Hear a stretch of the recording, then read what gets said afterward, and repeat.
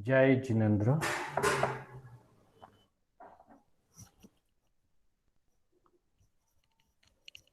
मोक्षमार्गस्य नेतारम्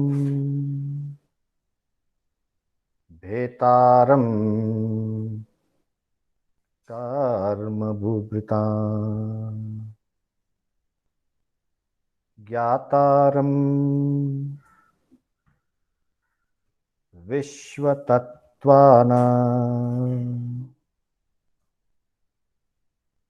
वन्दे तद्गुणलब्धये। वन्दे तद्गुणलब्धये।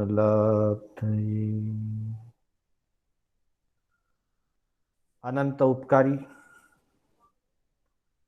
आस्था के आयाम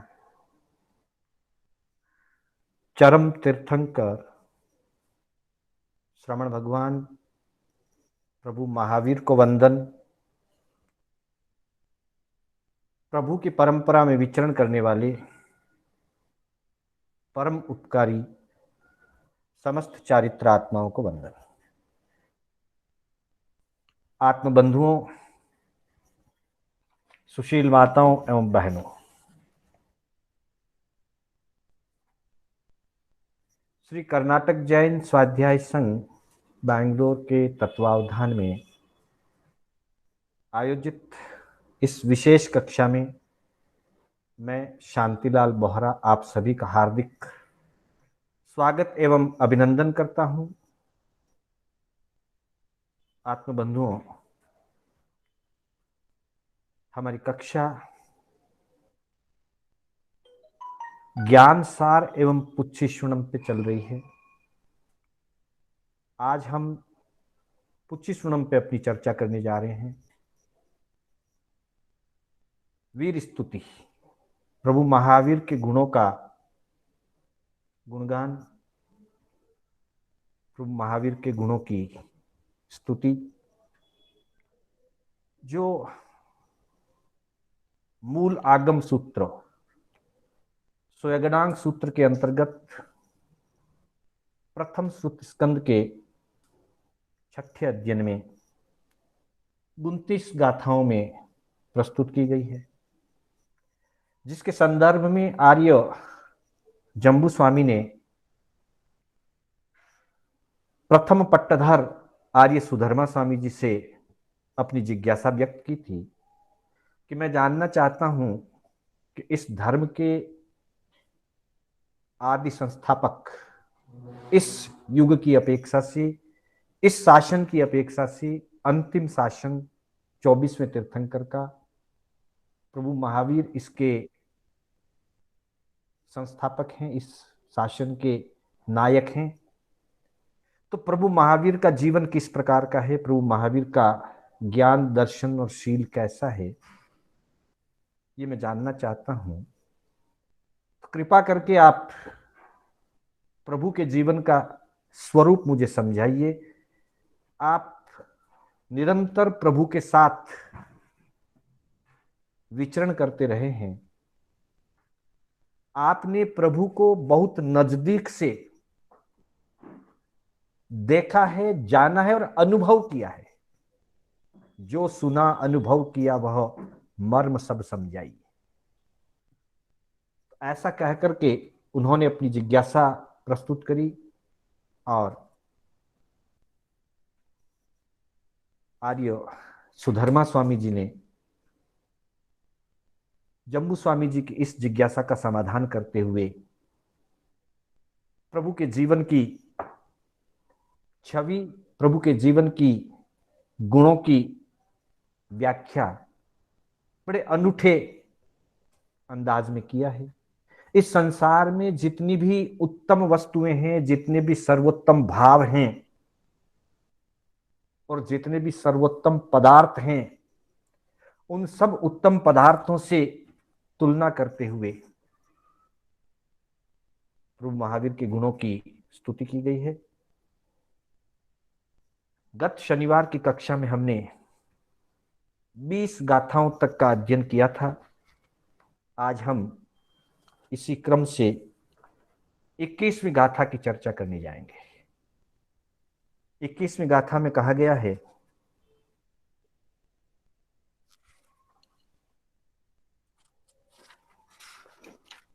हत्थीसु एरावण माहुनाए, सिहो मियानम सलिलान गंगा, पक्षिसुवा गरुले वेणु देवे, निवाण वादी निहनाय पुत्ते। हत्थीसु एरावण माहुनाए, सिहो मियानम सलिलान गंगा, पक्षिसुवा गरुले वेणु देवे, निवाण वादी निहनाय पुत्ते। निवाणवादी निहनाय पुत्ते। बंधुओं, जिन शासन की एक विशेषता है कि वो जिस किसी विषय का प्रस्तुतिकरण करता है तो सदा प्रकृति की व्यवस्था को साथ लेकर के प्रकृति में रही हुई भावों को या पदार्थों को, चाहे वो पशु जगत है, चाहे वो देव जगत है,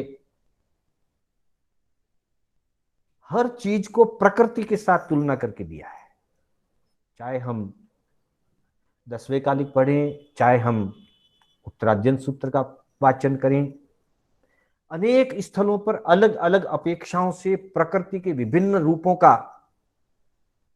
तुलना करके, उपमा दे करके उनको समझाया गया है। तो इस 21वीं गाथा के अंदर पशु और पक्षी जगत को सामने रख करके तुलना की। हत्थीसु एरावण माहुनाए, कहते कि हाथियों में ऐरावत हाथी सर्वश्रेष्ठ माना गया है। ऐरावत हाथी पहले देवलोक के जो इंद्र होते हैं, सुधर्म देवलोक के इंद्र शक्रेंद्र, शक्रेंद्र का जो वाहन है उसको ऐरावत कहा गया है। ऐरावण भी कहते हैं और ऐरावत, हिंदी में ऐरावत कहते हैं, प्राकृत भाषा में उसको ऐरावण कहते हैं। कहां से आया ये जीव और शक्रेंद्र का जीव किस साधना से इंद्र बना, इसके बारे में एक कथा आती है कि भगवान मुनि सुब्रत स्वामी अर्थात 20वें तीर्थंकर के समय की बात है। वहां एक कार्तिक सेठ नाम के श्रावक रहते थे। कार्तिक सेठ श्रावक थे, व्रतधारी थे और अपनी 12 व्रतों की वो आराधना करते थे। ऐसा भी इतिहास में वर्णन मिलता है कि श्रावक की 5वीं परिमा का उन्होंने 100 बार आराधन किया था, 100 टाइम। और एक समय की बात है, उसी नगरी के अंदर एक तापस सन्यासी आता है और वो अपना प्रदर्शन दिखाता है। जिन वाणी में श्रद्धावान श्रावक बाह्य आडंबर को देख करके प्रभावित नहीं होते, और कार्तिक सेठ, कार्तिक श्रावक वहां नहीं जाते। उसके मन में खलता है कि बहुत सारे लोग आए, बड़े बड़े लोग आए, लेकिन कार्तिक सेठ नहीं आए।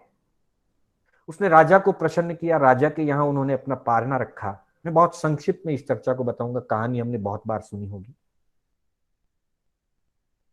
राजा के यहां उस तापस ने अपना पारना रखा और साथ में एक शर्त रखी राजा के सामने कि कार्तिक श्रावक, कार्तिक सेठ, आप उसे बुलाइए, उसको घोड़ी बनाइए और उसकी पीठ के ऊपर थाली रख करके मैं खीर से पालना करूंगा। ये मेरा व्रत का अभिग्रह है, मेरा नियम है, मेरी प्रतिज्ञा है।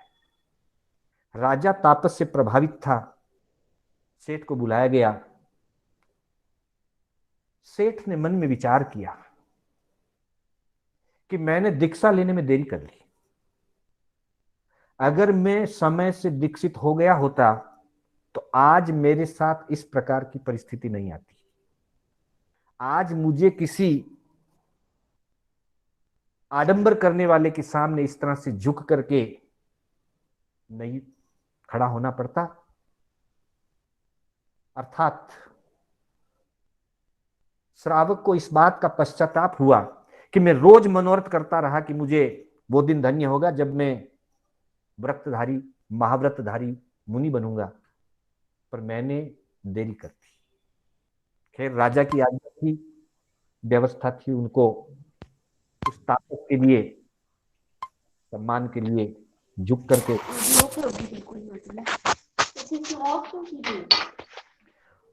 वो वहां झुक करके रहे। उस पर थाली रखी गई और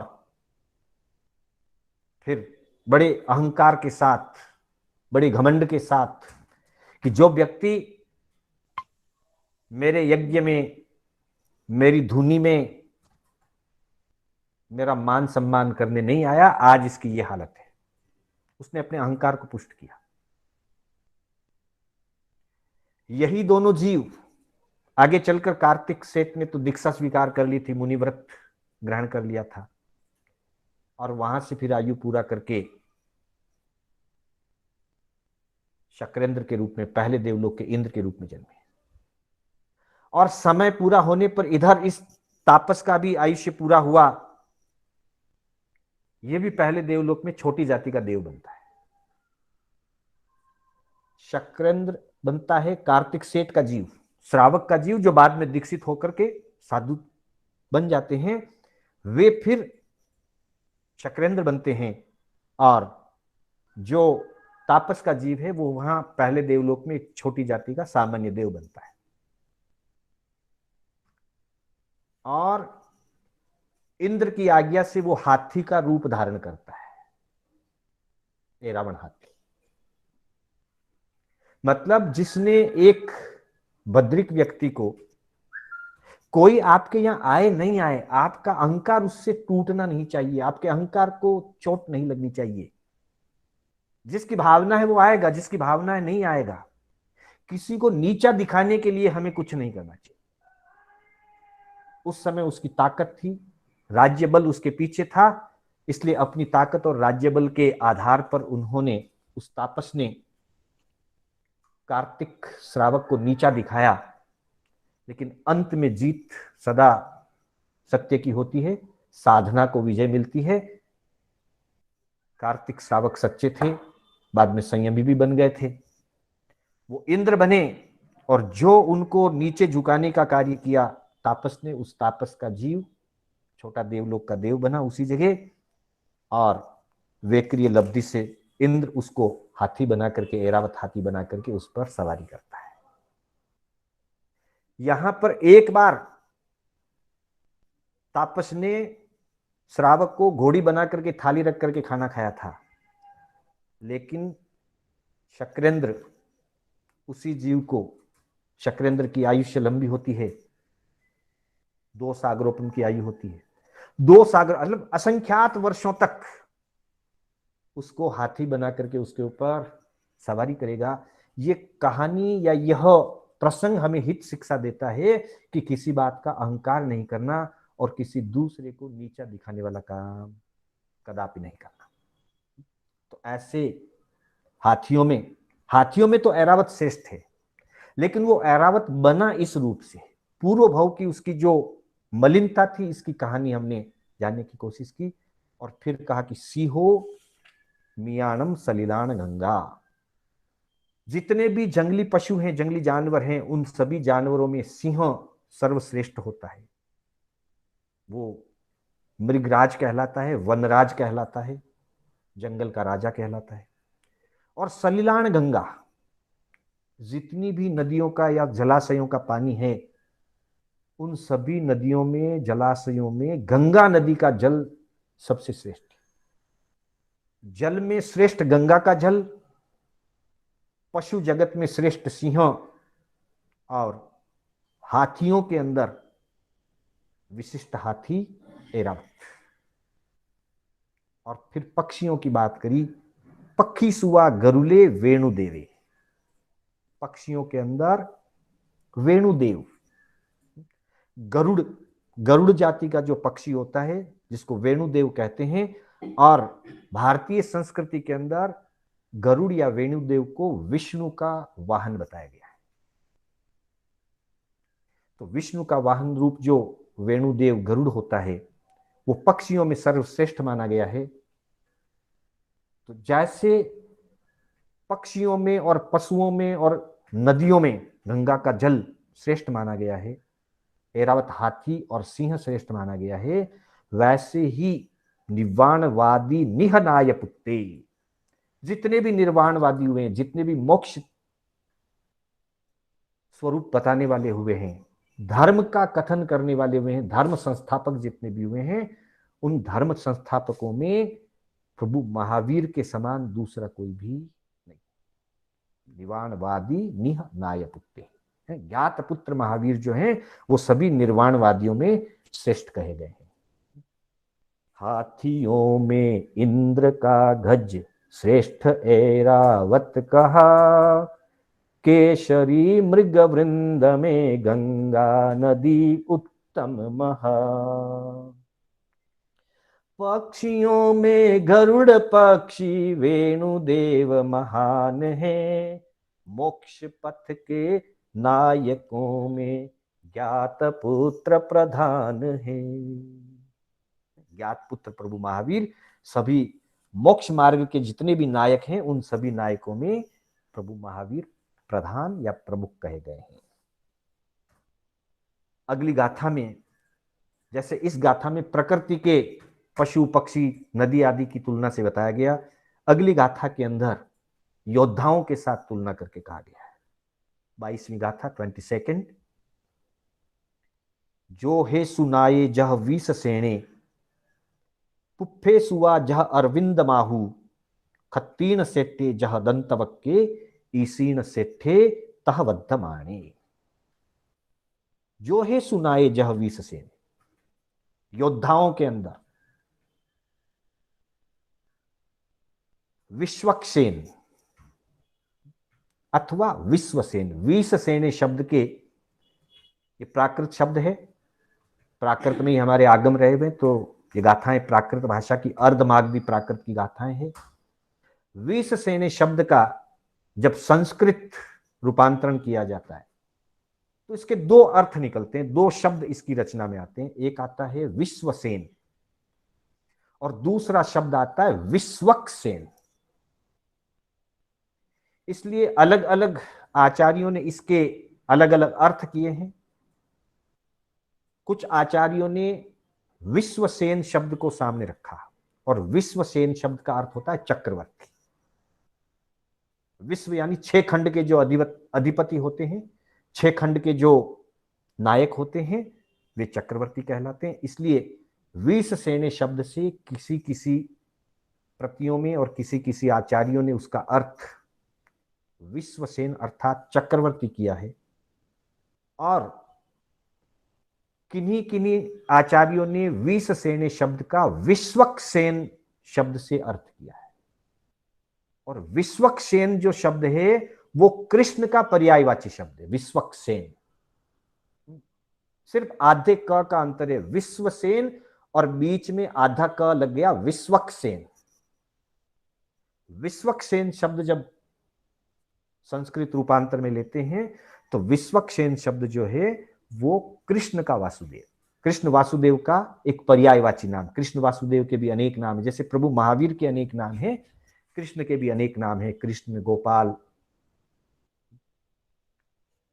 नंदलाल, अनेक नाम है। वैसे ही एक नाम है विश्वक्सेन। तो जो है सुनाए जह वीस सेने, योद्धाओं में विश्वक्सेन यानी कि वासुदेव कृष्ण के समान दूसरा कोई योद्धा नहीं है, अथवा योद्धाओं में विश्वसेन यानी चक्रवर्ती के समान कोई विशिष्ट योद्धा नहीं होता है। योद्धाओं में वासुदेव या चक्रवर्ती विशिष्ट होते हैं। पुफे सुआ जह अरविंद माहू, और जितने भी फूल हैं इस दुनिया के अंदर, जितने भी प्रकार के फूल हैं, उन सभी फूलों के अंदर अरविंद माहू, अरविंद कहते हैं कमल के फूल को, लोटस। फूलों में अरविंद लोटस कमल को सबसे श्रेष्ठ कहा गया है। क्यों श्रेष्ठ कहा गया, इसका कारण है, कमल कीचड़ में खिलता है, जलाशय में, तालाब में, या बड़े बड़े समुद्रों के अंदर, लवण आदि समुद्रों में भी आपको कमल के फूल मिलते हैं। कमल का फूल कीचड़ में खिलता है, इसके बावजूद कीचड़ से ऊपर उठ करके अलिप्त रहता है। कीचड़ में रहते हुए भी कीचड़ से लिप्त नहीं होता, यह कमल के फूल की विशेषता है। इसलिए सभी फूलों में कमल के फूल को श्रेष्ठ माना गया है। अन्य अपेक्षाओं से भी देख सकते हैं, कमल का फूल लक्ष्मी का आसन माना गया है। कमल का फूल हाथी का प्रिय भोजन माना गया है। और कमल का फूल सूर्य के साथ खिलता है, अर्थात वो तेज से युक्त होता है। जैसे जैसे तेज प्रकट होता है वैसे वैसे वो खिलता है। तो ऐसी अनेक विशेषताओं को लिए हुए कमल का फूल है। तो कहा कि पुष्पे सुवा जह अरविंद माहू, फूलों में अरविंद फूल अर्थात कमल का फूल सर्वश्रेष्ठ है। और खत्तीन सेठे जह दंतवक्की, क्षत्रियों के अंदर दांतवाक्य, दंतवक्र एक चक्रवर्ती हुए हैं, उनका नाम है। किस काल में हुए, किस क्षेत्र में हुए, उसका तो वर्णन नहीं मिलता, लेकिन शब्दकोशों में वर्णन आता है कि दंतवक्र नाम के चक्रवर्ती हुए थे। और चक्रवर्ती क्षत्रियो ही होते हैं, क्षत्रिय होते हैं, और क्षत्रियों में सबसे श्रेष्ठ होते हैं चक्रवर्ती। इसलिए कहा खत्तीन सेठे जह दंतवक्की। जैसे क्षत्रियों में दंतवाक्य या दंतवक्र चक्रवर्ती श्रेष्ठ हैं, युद्ध के नायकों में, योद्धाओं में जैसे विश्वसेन श्रेष्ठ हैं, और फूलों में जैसे कीचड़ में अलिप्त रहने वाले कमल श्रेष्ठ हैं, वैसे ही ईसीण सेठे तह वद्धमाने, इसी कहते हैं ऋषि मुनि को। ऋषियों में, मुनियों में वद्धमाने प्रभु महावीर, जिनका जन्म से नाम, परिवार द्वारा दिया हुआ नाम वर्धमान था। प्रभु की आत्मा जब 10वें देवलोक से चौ करके, प्राणत देवलोक से चौ करके देवानंदा की कुक्षी में आई थी, 82 अहोरात्रि देवानंदा के गर्भ में रहने के बाद हिरण्यगमिषी देव के द्वारा जब इंद्र की अनुमति और आज्ञा होती है, तो प्रभु की आत्मा को, प्रभु के उस जीव को त्रिशला महारानी की कुक्षी में रखा जाता है। जब से वो माता के गर्भ में आए, तब से उनके राज्य में, धन में, वैभव में, यश, कीर्ति, सुख, शांति, ऐश्वर्य आदि में वृद्धि होती गई। उस वृद्धि के कारण उनका नाम रखा गया वर्धमान। और जब वर्धमान कुछ बड़े हुए, 7-8 साल के थे, बच्चों के साथ खेलते थे, देवलोकों में महावीर के बल की प्रशंसा हुई। तो एक देवता परीक्षा करने के लिए आया, वो भी एक छोटा बालक बनकर के महावीर के जो बच्चों की मंडली खेल रही थी महावीर के साथ, वो भी उस समय उनका नाम वर्धमान था, वो खेलने के लिए साथ में आ गए। जानबूझ करके हार गए। देव जो बालक का रूप बना के आया था, जानबूझ करके हार गया।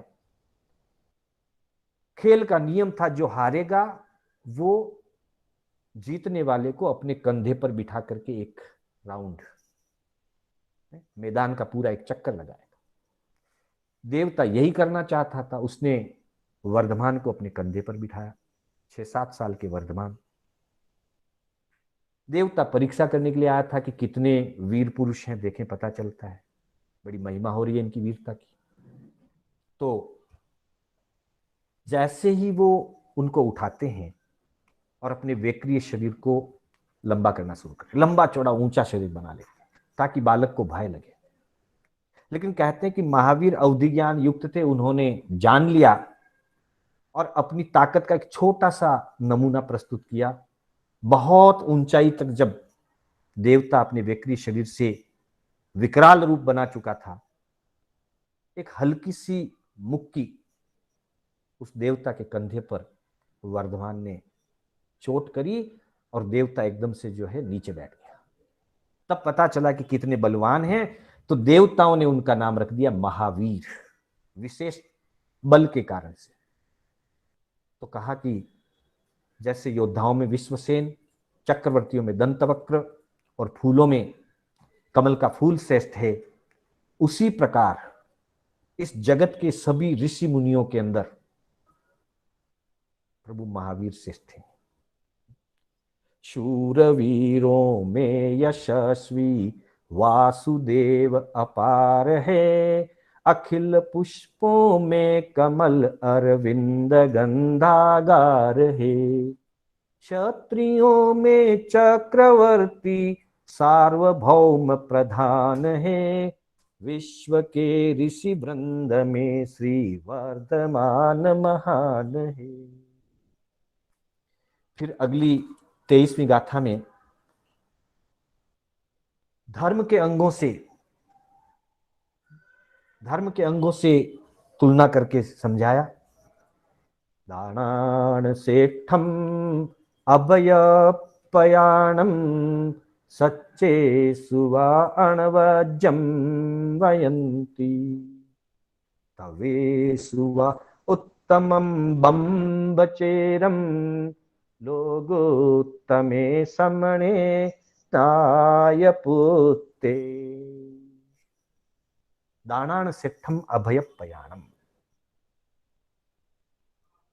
दान अर्थात अनुग्रह करके किसी पर, कृपा करके किसी को उसके जीवन में सहयोगी बनने के लिए कुछ देना, इसका नाम दान है। ठाणांग सूत्र के अंतर्गत अनुकंपा दान, संग्रह दान, भय दान, कारुण्य दान, लज्जा दान, गौरव दान, अधर्म दान, धर्म दान, करिशक्ति दान और कृत दान, इस तरह से 10 प्रकार के दान का वर्णन हुआ है। और उसमें जो सबसे पहला दान है अनुकंपा दान, वही एक प्रकार से अभय दान है। बाकी के दान से कुछ काल के लिए अनुकूलता हो सकती है, कुछ काल के लिए व्यवस्था हो सकती है, पर अभय दान जीवन प्रदायक है। और सर्वश्रेष्ठ अभय दान होता है संयम स्वीकार कर लेना। जो व्यक्ति दीक्षा स्वीकार कर लेता है, संयम स्वीकार कर लेता है, वो इस जगत के संपूर्ण 84 लाख जीव योनि के अनंत जीवों को अभयदान देता है। तो सर्वश्रेष्ठ अभयदान तो दीक्षा है। उससे छोटे श्रावक की आराधना, सामायिक, पौषध, संवर, दयाव्रत, ये भी अभयदान के रूप है। और सामान्य रूप से किसी पीड़ित को, तकलीफ को मिटा करके उसको साता पहुंचाना, मृत्यु के मुंह में जाते हुए से बचाना, मौत से बचाना। प्रभु शांतिनाथ के जीवन की पूर्व भाव की घटना, जब वो राजा मेघरथ के रूप में थे, एक कबूतर को अभयदान दिया और उस कबूतर के प्राण बचाने के लिए, उस कबूतर के प्राणों की रक्षा के लिए अपना जीवन अर्पित कर दिया। स्वयं अपने आप को बाज पक्षी के सामने प्रस्तुत कर दिया कि तुम मुझे खा करके अपना उधर, अपनी भूख मिटा सकते हो, उधर पूर्ति कर सकते हो, लेकिन इस कबूतर को तुम नहीं मारोगे, ये मेरी शरण में आया है। ये कितना बड़ा अभयदान का उदाहरण है।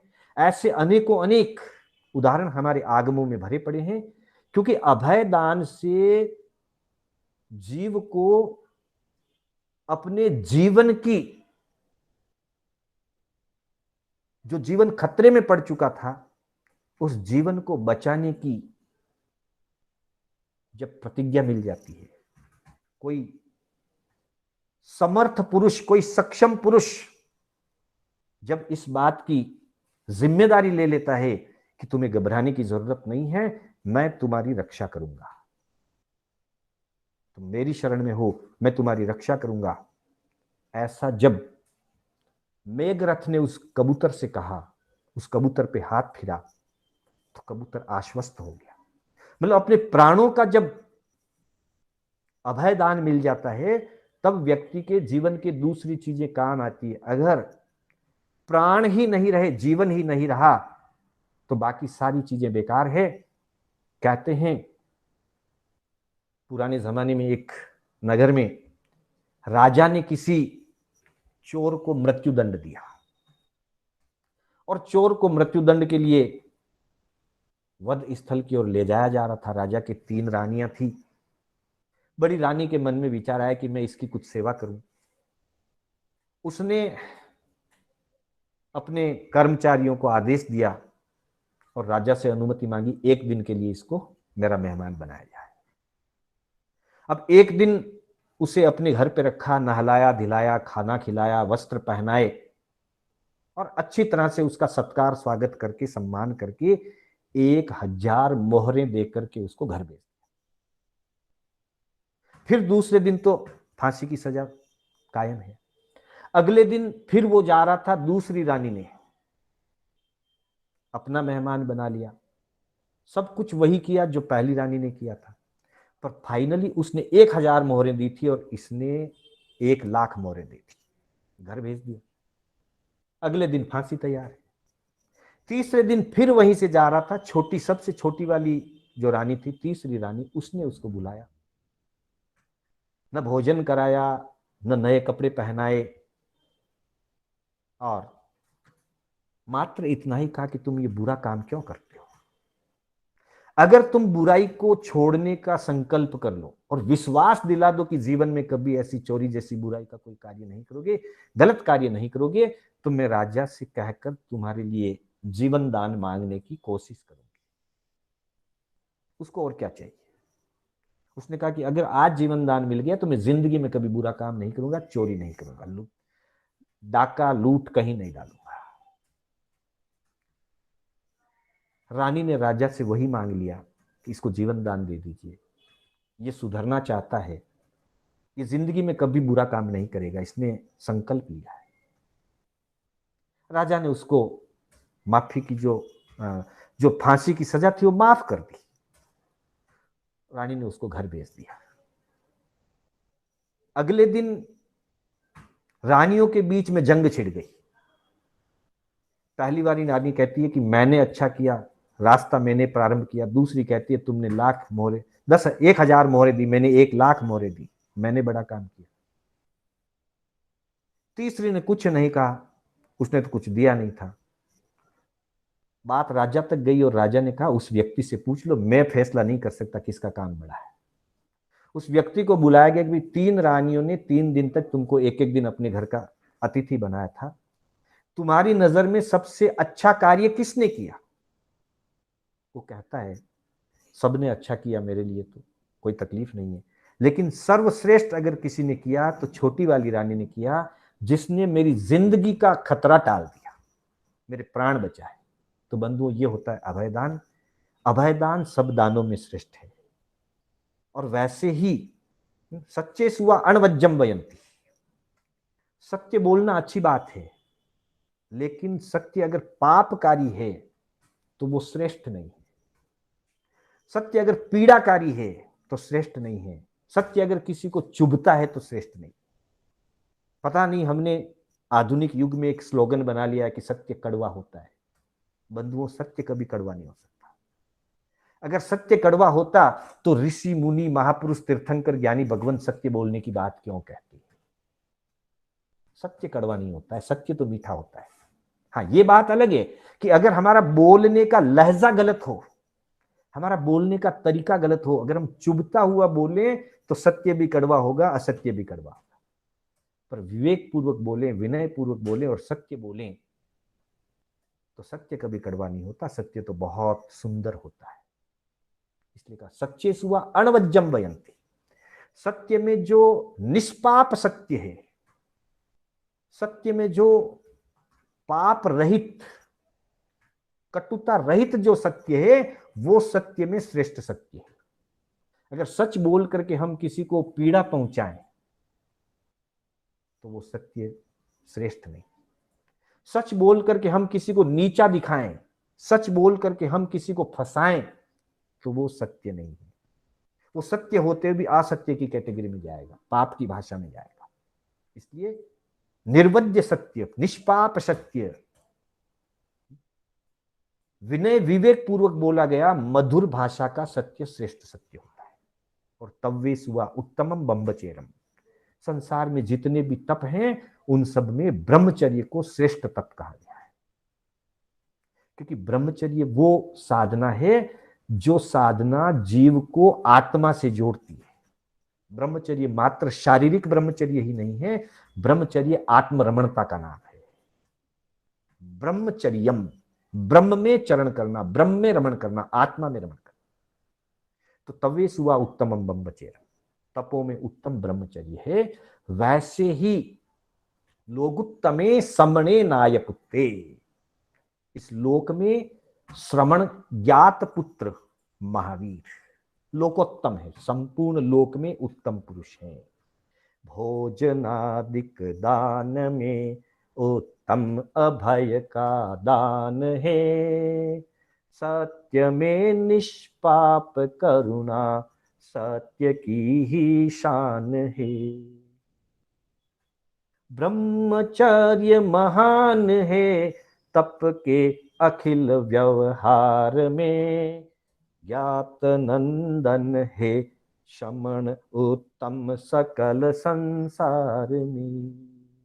बंधुओं, किसी अपेक्षा से भोजन का दान बहुत उत्तम दान कहा गया है, क्योंकि भोजन किसी को कराया जाए तो उसको तृप्ति होती है।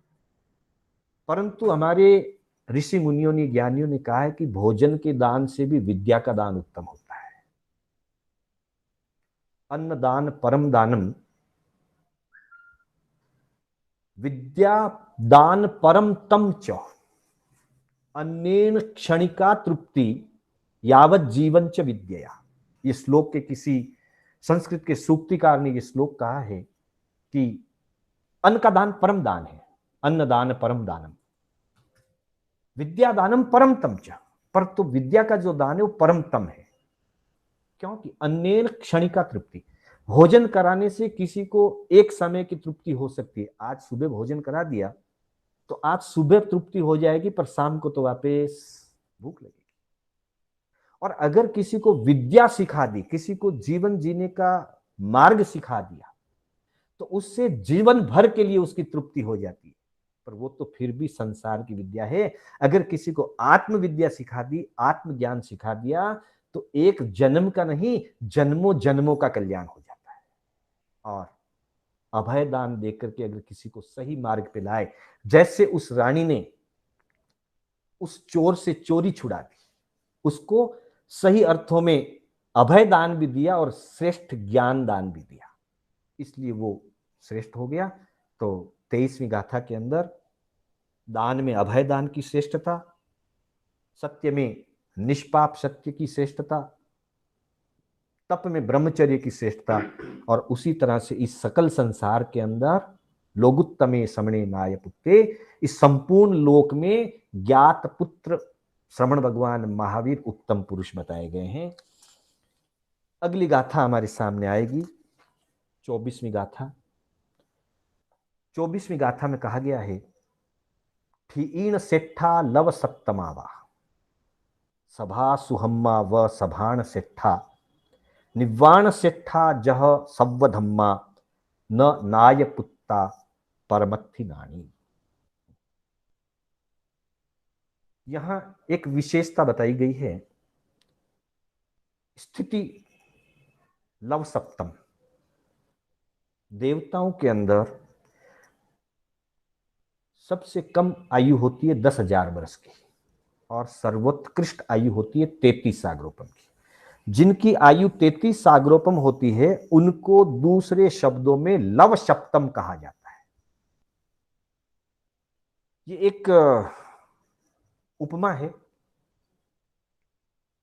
वैसे लव जो है वो एक समय की एक इकाई है, एक टाइम यूनिट है। 77 लव का एक मूर्त, हमारी जो सामायिक होती है वो 77 लव की होती है, अर्थात 48 minutes is equal to 77 love. तो इस हिसाब से 7 लव की जो बात कही है, 7 लव का टाइम होता है लगभग 4.5 मिनट के आसपास का टाइम, लगभग।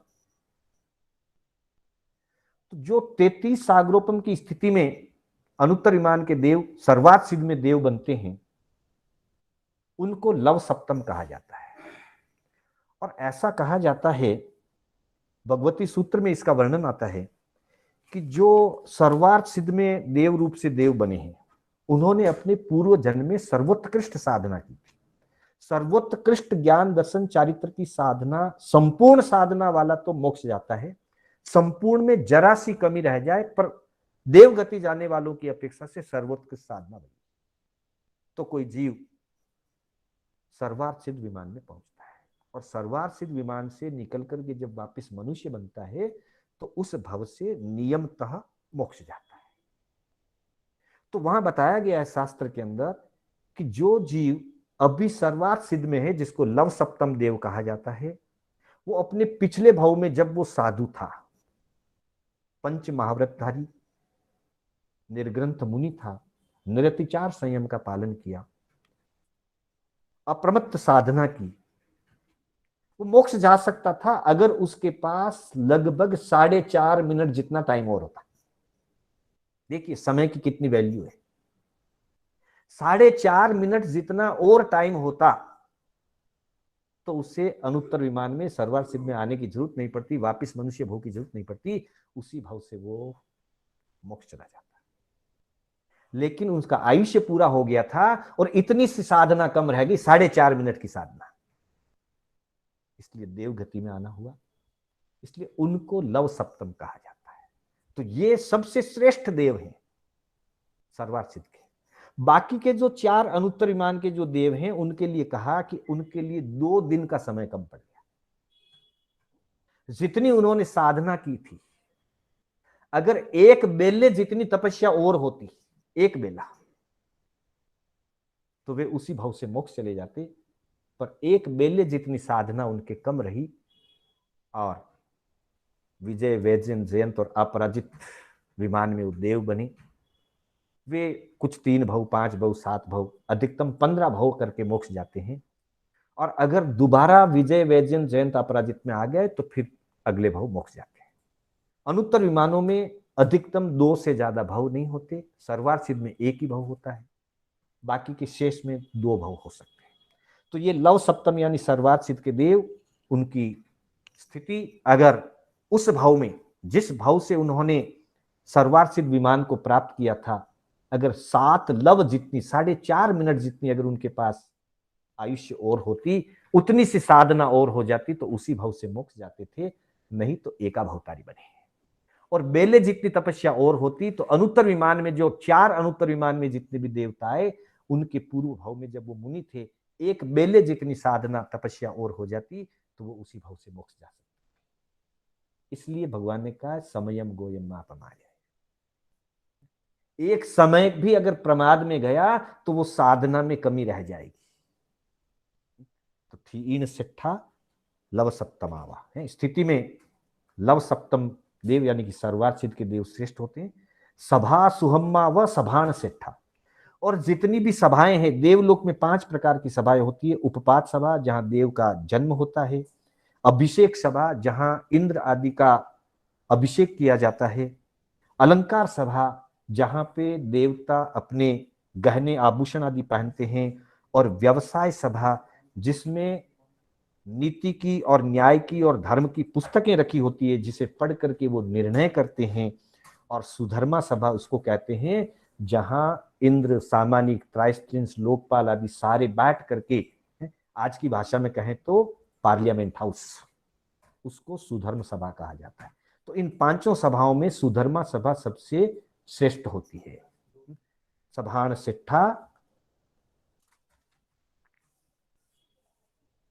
सभाओं के अंदर सुहम्मा सभा है, सभा सुहम्मा व सभान सेठा निवाण सेठा जह सब धम्मा। और जितने भी धर्म हैं उन धर्मों में निर्वाण यानी मोक्ष को सबसे श्रेष्ठ कहा गया है। मोक्ष से बढ़कर कुछ दूसरा कोई फल या दूसरा कोई परिणाम इस जगत में नहीं है। जितने भी धर्म हैं, धर्मों के फल में श्रेष्ठ धर्म का फल है वो निर्वाण है, मोक्ष सबसे श्रेष्ठ कहा गया है। न नाय पुत्था परमत्थि नानी। और वैसे ही परमार्थ ज्ञानियों में, संसार के ज्ञानी कितने ही हुए होंगे, कई होंगे कई हो गए, यहाँ परमार्थ ज्ञानियों की बात की जा रही है, आत्मज्ञानियों की बात की जा रही है। न नाय पुत्ता परमत्थि नानी, परमार्थ ज्ञानियों के अंतर्गत ज्ञात पुत्र प्रभु महावीर से बढ़कर न कोई श्रेष्ठ है न कोई ज्येष्ठ है। तो यह 24वीं गाथा के अंदर देव स्थिति को लेकर के और मोक्ष को लेकर के इसकी चर्चा की गई है। देव स्थिति में श्रेष्ठ स्थिति लव सत्तमों की है बड़ी, स्वर्ग की परिषद सुधर्मा सब सभाओं में बड़ी, सर्वधर्मों में अमर निर्वाण का पद श्रेष्ठ है, ज्ञानियों में वीर से बढ़कर न कोई ज्येष्ठ है, ज्ञानियों में वीर से बढ़कर न कोई ज्येष्ठ है।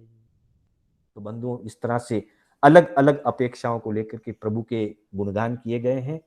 वैसे मेरी भावना आज 25 गाथा करने की थी, पर समय हो चुका है, तो मैं अपने शब्दों को 24 गाथा पर विराम देता हूं। कल हम 25 से लेकर 29 गाथाओं को पूरा करने का लक्ष्य रखेंगे। शनिवार रविवार की अपनी कक्षा नहीं रहेगी, इस सैटरडे संडे कक्षा नहीं रहेगी, वापिस सोमवार से ज्ञान सार की अध्यात्म कक्षा रहेगी। तो मेरे बोलने में कोई स्खलना हुई हो अथवा जिनाज्ञा विपरीत कोई कथन हुआ हो तो आप सभी की साक्षी से, आत्म साक्षी से मैं मिच्छामि दुक्कडम करता हूँ, आप सभी का आभार व्यक्त करता हूँ और मंगल पाठ के साथ अपनी कक्षा को विराम देंगे। गुरुदेव की आज्ञा से, बड़े श्रावकों की आज्ञा से, चत्तारि मंगलम अरिहंता मंगलम सिद्धा मंगलम साहू मंगलम केवली पणतो धमो मंगलम, चत्तारि लोगुत्तमा अरिहंता लोगुत्तमा सिद्धा लोगुत्तमा साहू लोगुत्तमा केवली पणतो धम्मो लोगुत्तमो, चत्तारि शरणं पवज्जामि अरिहंते शरणं पवज्जामि सिद्धे शरणं पवज्जामि साहू शरणं पवज्जामि केवली पणत्तम धम्मम शरणं पवज्जामि। अरिहंतों का शरणा, सिद्धों का शरणा, साधुओं का शरणा, केवली प्ररूपित दया धर्म का शरणा, चार शरणा दुर्गति हरना और न शरणा कोई, जो भव्य प्राणी आदरित अक्षय अमर पद हो। श्रमण भगवान महावीर स्वामी की जय। सादर जय जिनेन्द्र। 5 मिनट का समय, किसी को आज के विषय में कोई जिज्ञासा हो तो 5 मिनट के लिए अपना प्रश्न पूछ सकते हैं।